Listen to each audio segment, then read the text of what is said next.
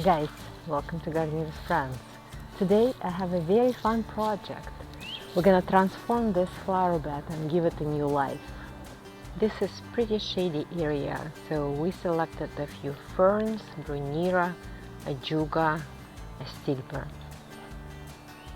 All these plants we selected are an excellent choice for areas where you don't get much sun.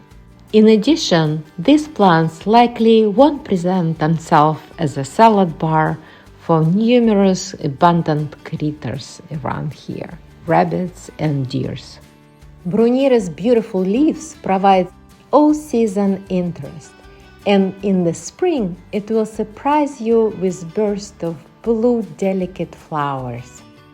Tassel fern has an amazing structure and texture and simply is a must-have. The Japanese painted fern has vibrant fawns that look best when grown in light shade. Columbines are excellent choices for shade gardens and can thrive in partial to full shade. They are native to North America and offer a wide range of varieties with varying flower colors, shapes, and sizes. Vibrant, shade-loving astilbes also resistant to deer and rabbits and will be a great addition to the flower bed. Astilbes offer a wide range of colors, ensuring a beautiful display in your shade garden. We selected two varieties of ajuga from Feathered Fern series with colorful foliage and contrasting flowers. They are part to full shade lovers and will definitely brighten up this flower bed. Also, they are rabbit and deer resistant. Of course, we couldn't leave out hostas, which are coming in different shapes, sizes, and color tones.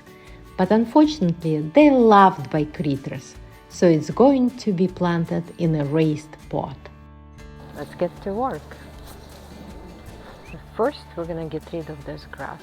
It hasn't been growing well for a while.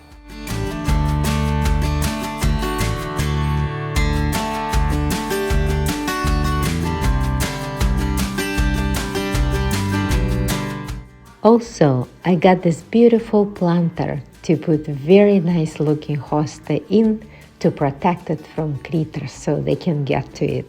And first, I'm gonna drill drainage hole. Now off to planting.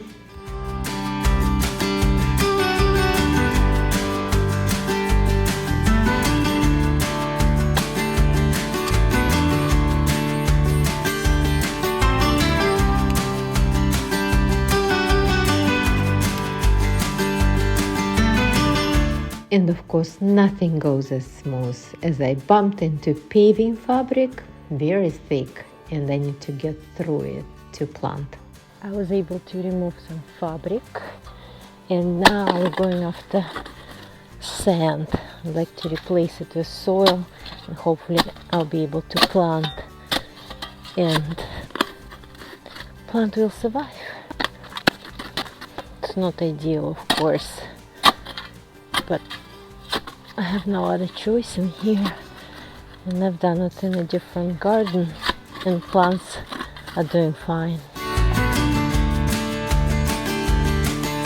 And to finish it off, I'm gonna add some anemone bulbs. Also, I will trim this azalea just a little bit to shape it up.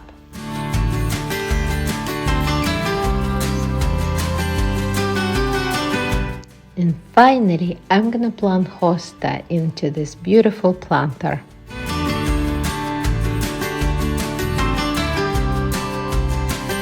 Planting is all done, and now I would like to install edging. We decided to go with very simple thin edging, but when it was put in place, it wasn't up to the liking. So back to the store to get something else. And we set our eyes on Holland pavestone in gray. Let's see how this is going to look here. And as always, there is an obstacle we won't be able to overcome. This is water line, so we just have to compromise.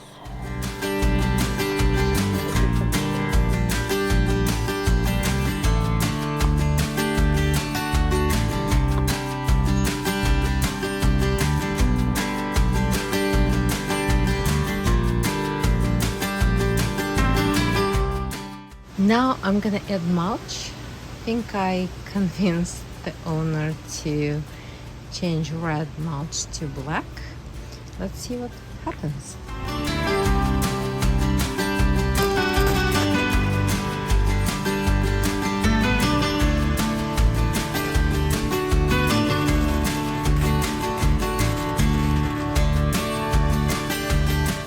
Done.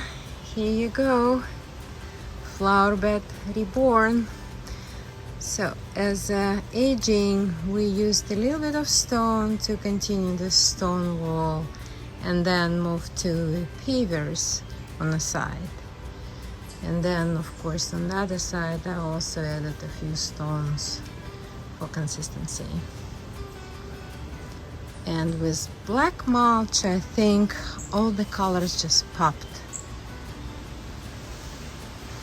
Let me know if you guys like it better than it used to be. And if so, please share it with me. I also added a couple of colors for summer color. And this beautiful glass light accent. Happy gardening!